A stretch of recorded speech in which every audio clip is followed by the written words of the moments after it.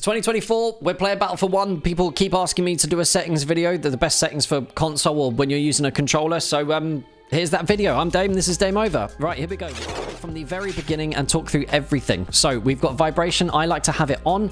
If I have it off, I feel like there's something wrong with my controller and my hands just aren't used to not having the feedback. But most people would tell you to turn the vibration off because it actually helps maintain your aim. And I would actually agree with them because there's no like physical distraction. I would absolutely go for that. Invert look and invert flight are both off. The soldier stick sensitivity and the soldier zoom sensitivity. Now, if you're playing as infantry, which most people will do most of the time, these are the two that you really need to get right. Now, I have mine at 50 and 70, as you can see, and I've played with different ones before. Quite recently, I had it at 65 and 85, but I decided to lower it just to see how it is, and I tend to be a lot more accurate now that I'm not whipping around the screen as much. Now, the aim assist in Battlefield 1 isn't that strong.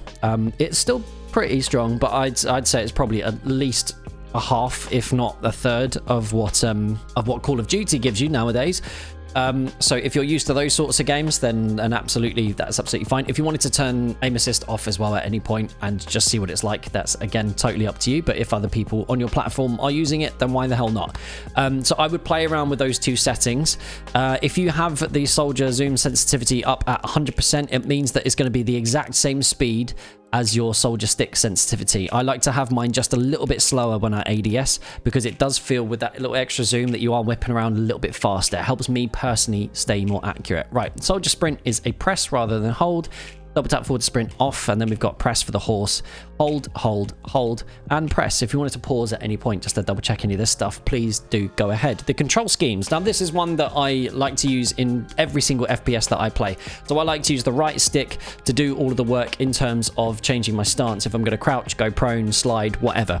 Because that means that while I'm pressing that button, I can still hold on to it and still aim accurately instead of having to move up onto the other buttons to do that action. So I've swapped around B and the right stick. So my melee is on B, or circle if you're on PlayStation, and I've changed the crouch, slide, and prone button to the right stick itself. I would absolutely recommend doing this. There are totally like an almost infinite amount of other ways you can remap the controller if you wanted to.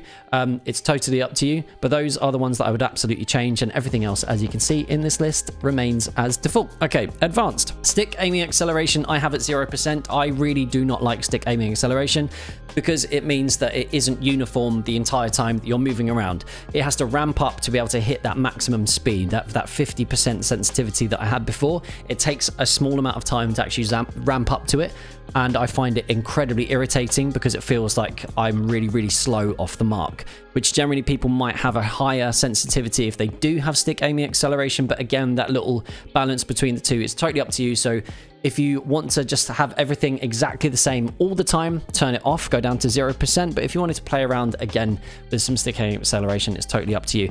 Everything else, I believe, is the default. So 22%, 15%, 100% for those two columns there.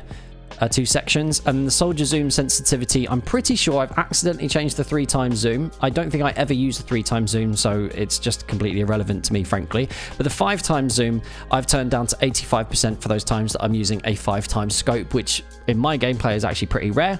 It means that it's just a little bit easier for me to aim. It slows things down just a touch more if I am zoomed in on a scope, aiming far away. I don't really use vehicles at all, ever, so I've kept everything as default, and vehicle driver controls and all of that business. Everything else is completely default. Uniform soldier aiming is a pretty confusing thing. I don't really understand what it means, but I don't think it really adds much to the game, frankly. Approximate constant movement in 2D screen space. Whatever, I don't know. If you want to try it and see what happens and let me know what it means and how it affects the game, then please do. Right, on to gameplay. Now, obviously, HUD is on. Player created content, you can turn that off if you wanted to. I probably should at some point. Chat log never happens really on console, apart from the commands that you get from the little wheel thingy when you're asking for heals and stuff like that. My kill log I have at 100%, visibility at 100%. Now I like to have it on, and kill log filter as all. I like to have those settings on so I know who's being killed by what at any one time. If you have it just so it's actually nearby, team, squad, self, nearby. If you have it set on that it's nearby, when people get killed by a sniper a little bit ahead of you, if you're just outside of that range, you won't get it in the kill feed. And I find that information really useful because then I know that someone's been hit by that sniper. I know they've been shot from a certain direction where I may have heard the shot from, so I need to act accordingly to be able to combat that sniper and not get taken out myself, which is why I have the kill log filter on all, to try and stay as aware as possible at all times on what's going on. Miscellaneous HUD, I've turned off all the unnecessary stuff. So the awards, critical messages, reload hint system is all hiding. Scoring size 100%. Scoring visibility, just so there's a little bit of transparency at 17%. And then I think these other two things, the HUD size and visibility, are default, and the comma rows is also default. Everything else is actually default as we go through here, apart from the crosshair. So 100% for the crosshair size, 100% for the visibility. The crosshair color, I went for a really bright green because I find it easier to see. I think there's some science behind it where bright green is actually really easy to see as a human being. Also, the default color is white, which gets lost a lot within Battlefield 1. So if you happen to be aiming up, you will get lost in clouds. It'd be difficult to pick it out most of the time. So if you go for a color that really juxtaposes, it's the first time I've used juxtaposes in a long time, I hope you're impressed, the general background colors that you're going to see, something like a bright pink or this bright green, I think it would absolutely help.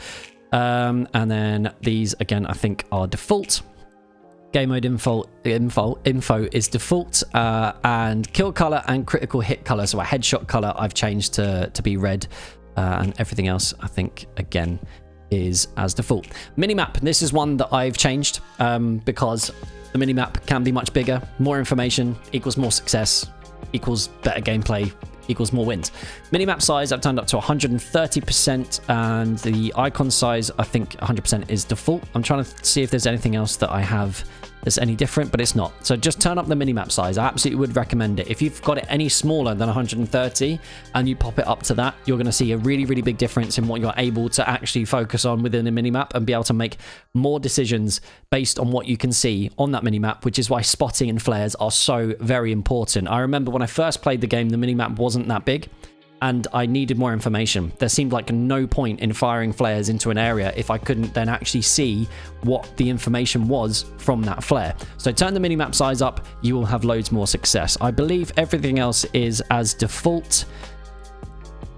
I believe it is. Artillery map, yeah, all good. World icons, I think everything apart from the ADS icon opacity is as default.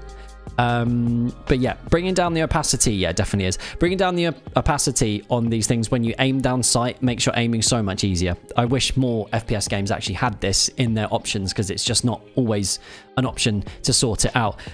Because you can get distracted by stuff that you're trying to aim at. Of course you can. So it being able to be seen through makes a huge difference. You don't have to struggle to see the target that you're looking at. You're not going to get confused by someone like pinging something or just seeing someone cross over in front of you or whatever. When you aim down sight, it will go a little bit invisible, making things a lot clearer for your actual eyesight rather than the extra stuff that appears on the HUD. So if you wanted to copy the options that I've got here in order, we've got the objective icon opacity 30, the name opacity at 20, 100 and 100 for the next two, the soldier name opacity 30, gadget icon is 17, squad request opacity at 100. Now onto advanced, camera shake scale is down at 30, which is the minimum amount. If there was the option to turn it completely off, I absolutely would. The auto leaning and auto peek over and auto deploy for the parachute, again, is totally up to you. I like the auto leaning, so I don't have to worry about pressing another button, and it generally happens when you get into a very particular part of cover or next to a wall. So you can generally be aware of when it's going to happen so it doesn't take you by surprise, but some of you may want to do it manually, so you can play around with these two in particular. The parachute auto deploy just means if I happen to spawn in the air, I'm not going to be killed without being able to react quickly enough by deploying the parachute. Everything else is at yes. Plane chase camera roll, yes. Aim assist auto rotation is the important part in Battlefield 1 and in most first-person shooters. The auto rotation is where you're aiming down sight and it drags you a little bit to the right or the left. It feels like you're already being pulled without doing anything with your actual aiming. which helps, especially for someone like me. I like to aim with my feet. I like to move the left stick to be able to adjust the target by like micro amounts from a little bit of a distance, rather than trying to adjust with the right stick with even smaller increments. So I would say that if you are playing on a platform where everyone else does have aim assist, I 100% would do that. Now, I'm unclear whether if you're using a controller on PC, whether aim assist does come in. I'm pretty sure it doesn't. But if you also wanted to have a bigger challenge, turn the aim assist auto rotation off, turn the aim assist slow down off. As soon as you hit those little bubbles though around the player model, they will kick in and try and help you stay on target. But if you wanted that extra challenge, of course you can turn it off. Now the network performance, you can choose whether to do that. All of these things you can choose to have them on or not. Okay, audio, master volume I have at 92%, but you can always turn that up to 100. The music I turn off completely.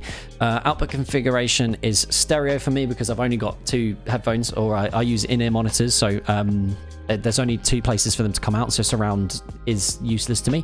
Sound preset I have at headphones.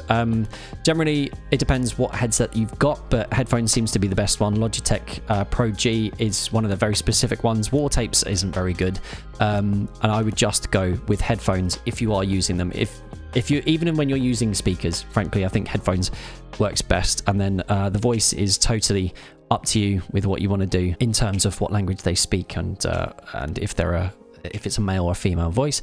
VoIP, again, is totally up to you if you want to have that on or off. I have it off because I don't need it in chat, frankly, and because I stream a lot of the time, but almost actually 100% of the time that I play this game now is on stream. I don't trust anyone to not be a terrible person and say things they shouldn't say on stream. If you want to catch that, I stream at least 4 or 5 times a week. Make sure you hit the sub button. Right, brightness 66%. FOV I have at 95. Most people will play between like 95 and 110.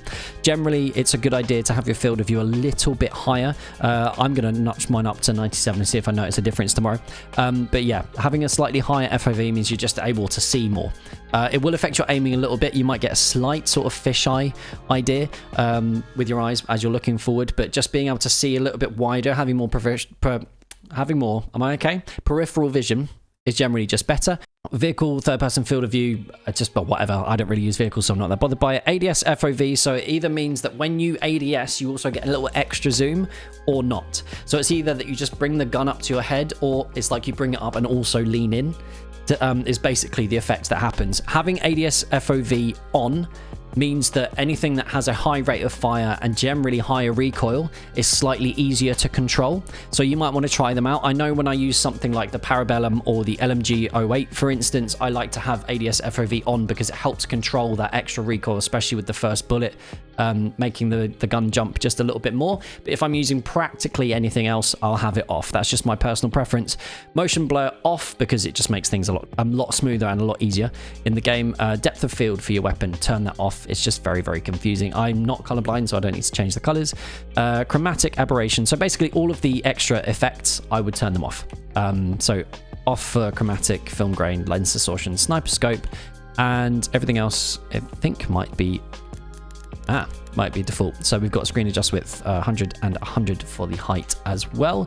Controller mappings, I haven't changed anything, so that's that. Those are all of my settings that I have for Battlefield 1. Thank you so much for sitting through this video. I got through it as quickly as I could, and I hope you enjoyed that video. If you want to catch the streams, like I said, make sure you keep an eye. I usually stream at 2 p.m. UK time, so that's 2 p.m. GMT, although sometimes we do some extra stuff in the evening, just for fun. Yep, hit the like button, subscribe, all of that stuff. Enjoy playing Battlefield 1 for the 8th year in a row. All right, take it easy. It's DameOver. Peace.